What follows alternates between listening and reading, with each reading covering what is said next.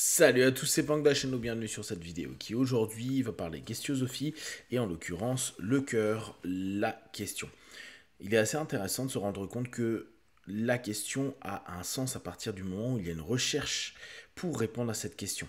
Et notamment dans l'accompagnement, dans le travail personnel, vous vous rendez bien compte que se poser des questions juste pour se poser des questions et avoir une espèce de construction mentale de questionnement sans qu'il y ait une volonté et une intention d'aller vers la découverte de nouveaux éléments, de prise de conscience, de recadrage, ça n'a que peu d'importance.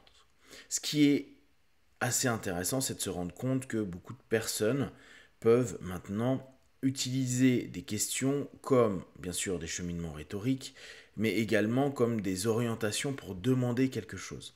À la place d'aller dans cette construction qui pourrait être vraiment utile pour nous, c'est-à-dire de se dire quels sont les différents éléments dont j'ai besoin, que je dois comprendre, que je dois maîtriser, que je dois peut-être découvrir, on arrive à un questionnement qui peut même avoir lieu pendant des sessions d'accompagnement qui, en somme, demande à l'interlocuteur, le praticien, une réponse par rapport à ses mots, ses problèmes. Bien sûr, ça peut être, entre guillemets, plus facile de pouvoir diagnostiquer, et je mets un gros entre guillemets, sachant que ceux qui diagnostiquent sont les psychiatres et les psychologues. Donc nous, psychopraticiens, psychothérapeutes, on n'est pas dans le coup du diagnostic. Mais ça peut être plus facile, et je mets vraiment entre guillemets parce que c'est un boulot très très dur le diagnostic, de donner un mot, une pathologie, une problématique, pour le partenaire et lui permettre de répondre à sa question. Qu'est-ce que j'ai? Qu'est-ce que c'est? Pourquoi j'ai ça? Qui ne sont pas des questions de questiosophie, c'est-à-dire de sagesse au travers du questionnement, mais qui sont des questions pour avoir et obtenir rapidement, potentiellement, quelque chose. Bien sûr, toutes les personnes qui ont des problématiques ne sont pas dans une recherche de rapidité. Mais c'est juste pour vous faire prendre conscience qu'il y a beaucoup de questions qui, dans la réalité, posées par nos partenaires ou même par nous-mêmes au quotidien, ne sont pas là pour aller dans un cheminement interne ou un mouvement réflexif. On va se retrouver davantage dans une sorte de consommation potentielle de réponses. On en parlait avec des amis pendant l'hypno-galette qu'on a fait ce week-end. Et il est intéressant de se rendre compte que la nouvelle génération est une génération qui pose très facilement des questions. Ce qui est d'autant plus intéressant parce que ça prouve une forme d'intérêt sur beaucoup de choses. Néanmoins, la problématique qu'il y a, qui est le plus et le moins de toute technologie, c'est que le questionnement, la plupart du temps aujourd'hui, passe par un moteur de recherche. Moteur de recherche qui donne quasiment immédiatement une réponse. Donc j'ai une question et j'obtiens assez rapidement une réponse. Il n'y a pas de recherche, c'est le moteur qui s'en occupe. C'est un automate. Donc j'ai un questionnement ou peut-être même le fait de ne pas trouver la bonne réponse, et ça je pense que ça nous est tous arrivé de se rendre compte que quand on tape une question sur un moteur de recherche, on ne trouve pas du tout la réponse qui nous intéresse, eh bien, cette notion de ne pas obtenir ce que l'on veut va créer frustration, agacement, etc., etc.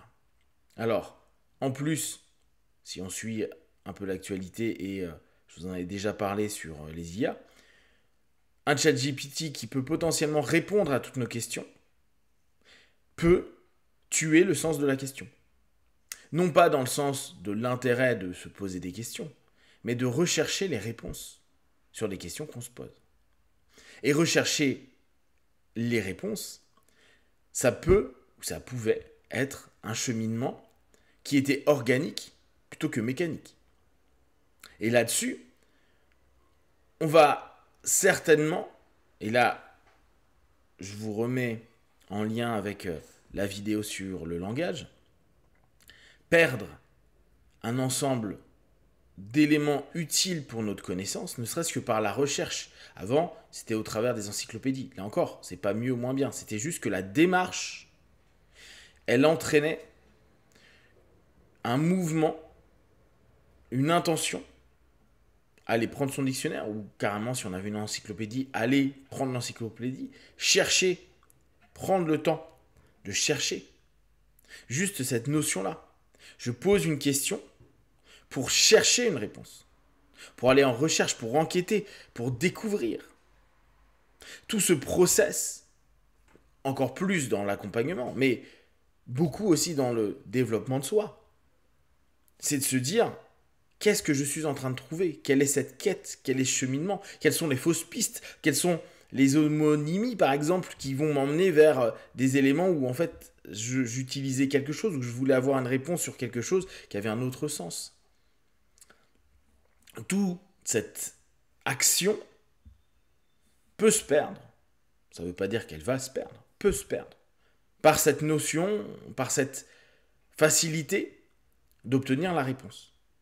Désormais, beaucoup de questions qui sont posées peuvent avoir une réponse immédiate.